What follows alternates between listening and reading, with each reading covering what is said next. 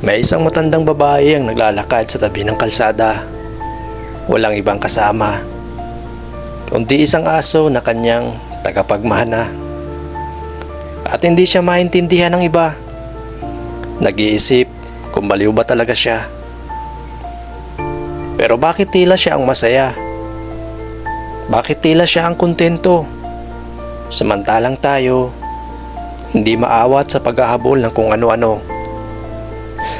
Sino nga ba ang baliw? Siya na nakahanap ng kaligayahan sa simpleng kasama? O tayo na hindi marunong makontento? Sino ba talaga ang kaawa-awa?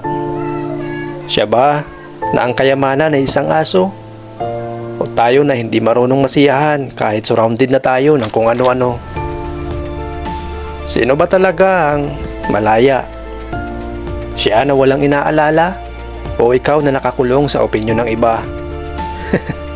Maybe, just maybe, tayo ang totoong hindi makaintindi.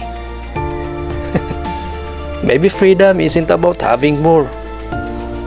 Maybe freedom is being happy with less. Minsan talaga, ang sarap maging baliw, sabi ng iba. Bakit nga ba hindi?